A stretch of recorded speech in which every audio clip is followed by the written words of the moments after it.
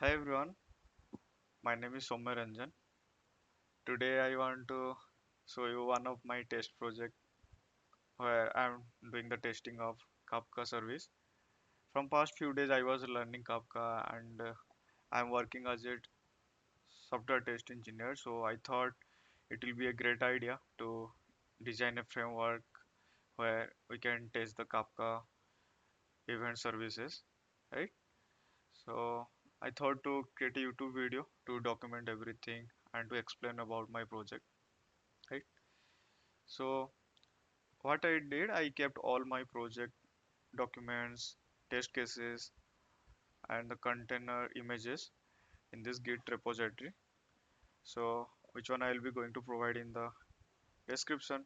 So while I am explaining this video, you guys can download those repository and run the container in the local machine so that there will be uh, it will be very easy for you guys to mm, understand how we are testing the Kafka services. Okay, so let's jump to the project directly. So before starting the testing of Kafka services, we'll be going to see how Kafka is working. To do that, what I did, I created a project. It's called Gammazon, basically a e-commerce platform, which will be going to demonstrate how Kafka is helping to take the order from the producer, the application, and later it's giving those events to the consumers so that consumer will be going to update in the databases or inventory like this, right? So I'm going to start this application, right? You guys can clone this project, Kafka event streaming system, and inside that there will be a Docker compose, right? So we have to just give a command to start all the containers, right? So before giving this command, make sure the Docker is running in your system, right? So let me start all the services. So while it's starting, let me explain. So there are few components here. This is the Gammazon, which is basically the UI component, the front end, and there is a backend, and there is a consumer service which will be going to run in the container, which is written using Spring Boot, and there is a producer service which will be going to run also in container, which is written using FastAPI Python, right? So let's jump to the containers. We can see inside this Kafka event streaming system, there are few containers are running right now. MongoDB, we need to save the data here, all those order information, all the product information, and we can see there are two Kafka instances are running. This Kafka UI will give us the capability to see what is happening in Kafka in web browser, and this is the actual Kafka services which is handling the event streaming. Zookeeper will be going to work as a load balancer, which will be going to provide load or request events to the Kafka, right? This is our producer application, and this is the consumer application, and this is the backend, and this is the front end, right? So just let me open the front end.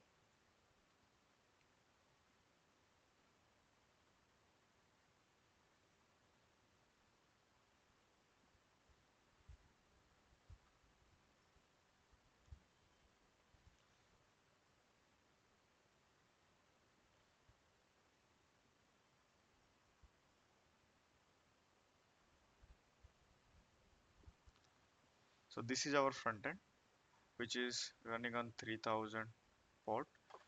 Okay. So this is sample e-commerce application. There is nothing much here. We are seeing some of the products here, and these products are coming from the databases. So let me just open the database. So we can see this is the MongoDB database which is running here. So I'll be going to connect to this particular database. So to do that, I'll be using MongoDB Compass and I'll be going to click on connect. Okay. So inside this e-commerce DB, there is two folder or two collection. One is the products collection and one is the orders collection. I have written some of these scripts inside the application so that we are able to see some of the dummy data here. So these are the products available. These same products are reflecting on these web pages, right? Also, along with that, let's open the Kafka UI.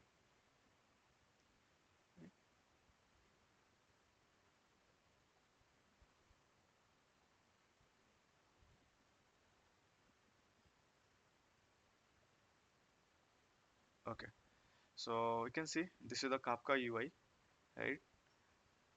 So if we come to the topics, right, there will be some previous topics, previous messages, right? Here we can see all those messages, whatever coming from the producer, right?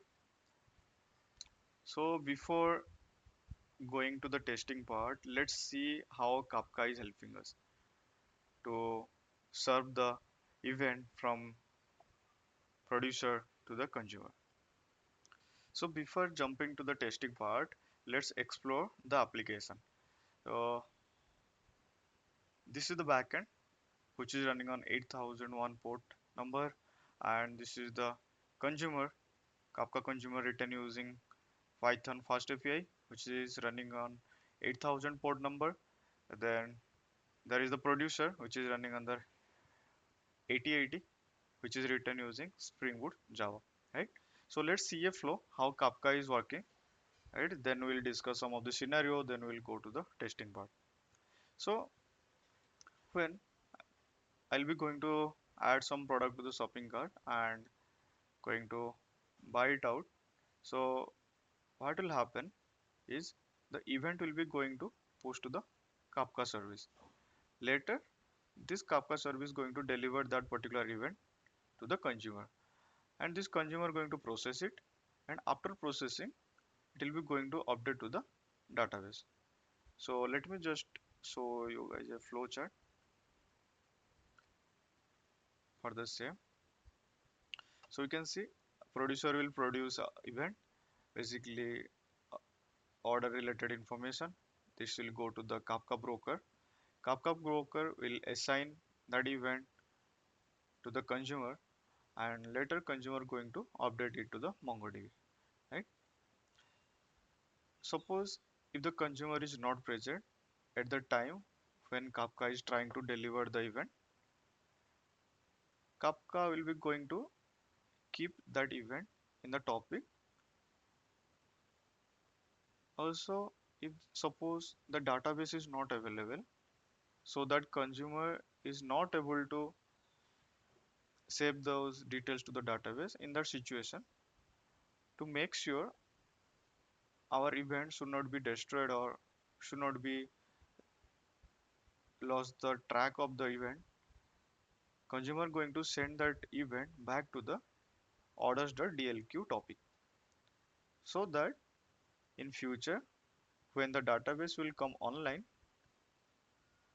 consumer can retry to process those events present inside orders.dlq, process it and store it, trying to store it to the database, right? This is how a basic Kafka system works from the high level point of view. So let's do that. We are going to add some product. So you can see the total stock is 50 here, right? Let's add some of the products. So I'm going to add 3 product, right, here. So what we are expecting is out of 50, after buying the product or after placing the product, we can see the first product stock count should reduce by 3. This is how we are going to validate the end to end, right? So I have added the product 3 times and I'm going to place the order. Okay, so we can see, okay, so this is the post request which is responsible for sending the product information to the backend, right, or the producer, where producer is giving us the response by telling order event published successfully, right, whose status is success, and also it's giving us a order ID, correct? So now we have to go to the Kafka and we have to see if this particular event is present or not, right? Because the Kafka is responsible for delivering this event to the consumer. We'll jump into the Kafka, we'll go to the topics, and inside topics, we'll go to the order topics, we'll go to the messages. We can see there is a new message came here, which one was not present earlier. If I click on it, I will see value. So if we just try to match the order ID, we can see this particular order ID is present here, correct? So this is how we verified the event which one the producer produced is present on the Kafka server.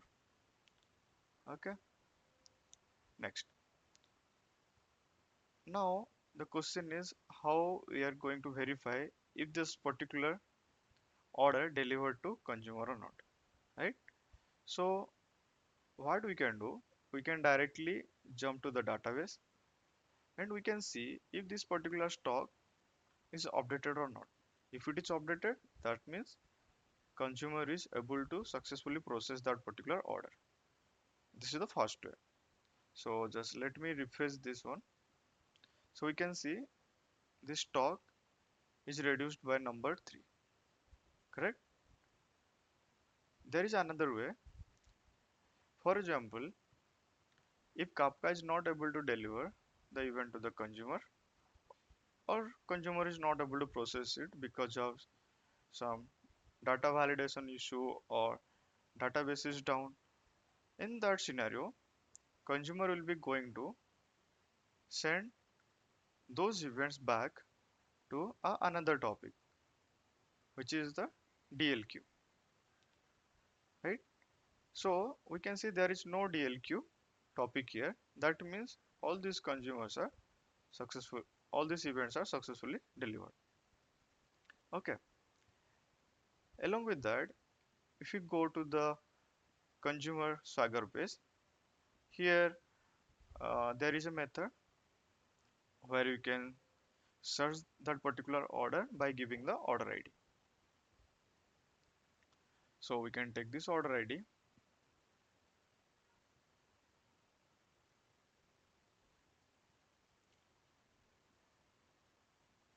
and we can search it here. So we can see the consumer is returning us this particular information which is telling the status processed.